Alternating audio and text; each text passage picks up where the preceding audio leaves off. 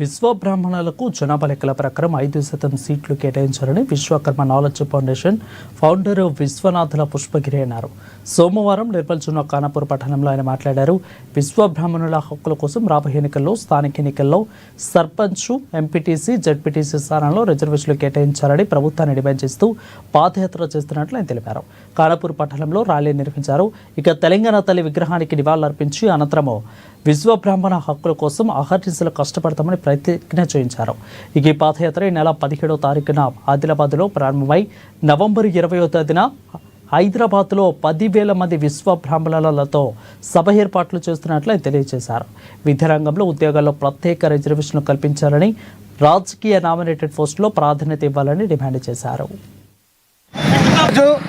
ఆదిలాబాద్ పట్టణం నుండి మరి చైతన్య యాత్ర పుష్పగిరి వారు చేయడం జరుగుతున్నది. 17వ తారీఖు నాడు చాలారి ఈ రోజుకు 6వ రోజు. ఈరోజు ఇక్కడ నుంచి రాఘవపేట వరకు వీళ్ళ పాదయాత్ర ఉంటుంది. ఇది నవంబర్ 21 తేదీకి హైదరాబాద్ చేరుకోవడం జరుగుతుంది. మరి ముఖ్యంగా ఏంటంటే విశ్వబ్రాహ్మణుల లోపల సాదరికత అంటే అందరికీ రాజకీయ చైతన్యం తేవడానికి ముఖ్యంగా ఈ యాత్ర నిర్దేశించబడింది. మరి ఈ యాత్రలో భాగంగా ఈరోజు రాత్రి వీళ్ళు రావడం జరిగింది. మరి ఇక్కడ ఖానాపూర్లోని విశ్వబ్రాహ్మణులందరూ వారికి ప్రోత్సాహాన్ని అందించి వాళ్ళకి వెల్కమ్ చెప్పడం జరిగింది.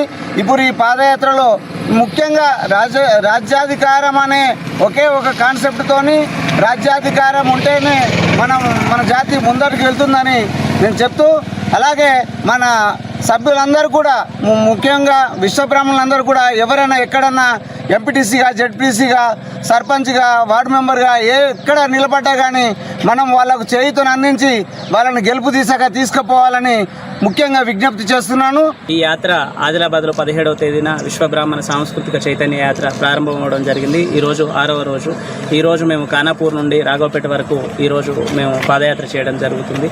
ఈ పాదయాత్రకు సహకరించినటువంటి ఖానాపూర్ మండల విశ్వబ్రాహ్మణ పెద్దలందరికీ శిరస్సు పదార్థాలు తెలియజేస్తున్నాం. ముఖ్యంగా ఈ సాంస్కృతిక చైతన్య యాత్ర విశ్వబ్రాహ్మణుల యొక్క ఆకలి చావులు, ఆత్మహత్యల నుండి కాపాడడం కోసం, విశ్వబ్రాహ్మణులు ఆత్మస్థైర్యం నింపడం కోసం, అదేవిధంగా రానున్న స్థానిక సంస్థల ఎన్నికల్లో విశ్వబ్రాహ్మణులకు 400 సీట్లు కేటాయించాలని, 267 సర్పంచ్, 122 ఎంపీటీసీ, 11 జెడ్పీటీసీ స్థానాలు కేటాయించాలని, అదేవిధంగా విశ్వబ్రాహ్మణ కార్పొరేషన్ పాలక మండలి ఏర్పాటు చేసి 15 మంది సభ్యులతో పాలక మండలి ఏర్పాటు చేయాలని, 1,000 కోట్ల రూపాయల బడ్జెట్ కేటాయించాలని ఈ పాదయాత్ర చేయడం జరుగుతుంది. మరి ముఖ్యంగా నిరుపేద విశ్వబ్రాహ్మణ మహిళలకు 10 లక్షల రూపాయల వడ్డీ లేని రుణాలు అందించి విశ్వబ్రాహ్మణ మహిళా సాధికారత